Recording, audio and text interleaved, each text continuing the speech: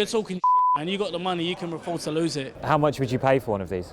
I don't want to buy it. Some people can't even pay their rent. You know, the last thing they want to worry about is a non-fungible token. John Terry owes us about £4,000. Who can afford that? Do you know what an NFT is? Yeah, it's like a picture or something you can buy online. So you know the Bored Ape Yacht Club collection that John Terry and Reece James Yeah. Do you know what the median average price is for one of those NFTs? If I was to have a guess, in dollars, I'd probably say about 100 grand. The median is apparently now 287 grand. 287 grand? Entry point is 210. You're joking? No. Who can afford that? Everyone talks about the metaverse now. I'm not even fully familiar with this world, let alone that world. So, you know, it's getting a bit confusing, all this stuff happening. We've just bought two, yeah. Yeah, we lost a shitload of money. We spent as a group, two non-fungible tokens, yeah. We bought Alpha Kong and Flues. So we see John Terry bumping NFT and Trevor Chalobah, Reece James, and I think that's what got us in. But John Terry owes us about £4,000. I'd say it can be perceived as a Ponzo scheme because of the way it is. Like, people make money off you. Like, you sign up, they sign up. You sign up, they sign up. You make money for someone else to make money. Do you know what I mean? So I do agree with that in that aspect. But like, it's only, I don't know if right. I'm gonna elaborate now. Yeah, if you've got a large fan base, you're gonna make a lot of money. Like me, yeah. I've only got like 500 followers. I'm not gonna make fuck all. Do you know what I'm saying? So to me, it's pointless. But if you got the following, you got the fan base, then why not, man? I know it's bad to do that, but it is what it is. That's life.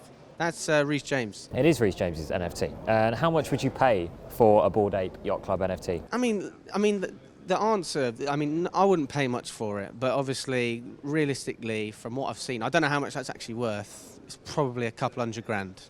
So the median price, the average price for a Bored Ape Yacht Club NFT is now apparently $287,000. That's crazy. How would you rather spend that money? I could buy a few tickets here, couldn't I? Probably get a few shares. I'd buy a box. So you don't own any crypto? No, I don't, none of that, man. I'm not. I would like to, but listen. I'm not knocking my intelligence, but my intelligence on that subject is not up to scratch. I don't have the knowledge, so I don't like to with that shit. Have you seen footballers tweeting about them? I just think you're talking shit. You got the money, you can afford to lose it. Do you know what I mean? Like, you can afford to lose it, I can't. So whatever you're telling me, you're getting sponsored. I don't give a fuck what you're saying. Do you think the footballers promoting these have a responsibility to make people aware of the financial risks? Indeed, yes. Yeah, absolutely. It should come with a disclaimer as well. Absolutely. Yeah. We're not blaming Reece James for getting us into it. We invested and it was our fault. We made the wrong investment. That's on us. It's not on anyone else. I don't really think it's their responsibility, to be fair, to put out their messages. I think it's up to you and it's your money. It's similar to betting. Like, I wouldn't expect them to put out messages about that. Yeah. What was it that attracted you to buying them out of interest? I think it was the idea of the profit, like this whole metaverse thing, the idea of making a hell of a lot of money. That's personally my game. You know, as I said before, not many people have that kind of spare change lying around. If it was done on a lower scale and you were able to grow it, maybe, you know, with Bitcoin we saw it, you know, it started off smaller and then obviously it flew up. NFTs is kind of the opposite because they've started off just at that top scale straight away, so it's very hard to get into it unless, as I said, you've got that kind of money, and not many people have £250,000 lying around. NFTs, it's, you know, you have to ride it out, hopefully reap the rewards, but do your research for sure. Bored Ape in June was like $700. It's now 250k. We just told you about Flues and Alpha Kongs. You never know, 6 months time. Someone buy our Flues, please. How much would you pay for one of those? It's yours and only yours. But I can print it off if I want to. But this is the original one. Yeah. Well, this don't isn't. know. The original is somewhere on the blockchain. Ah, okay, yeah. I don't know, what, £1,000? The average price for Yeah. one of these is $287,000. $280,000. Okay, that's a lot of money. How much would you pay for one of these? I don't want to buy it. I don't know if people know about Gary V.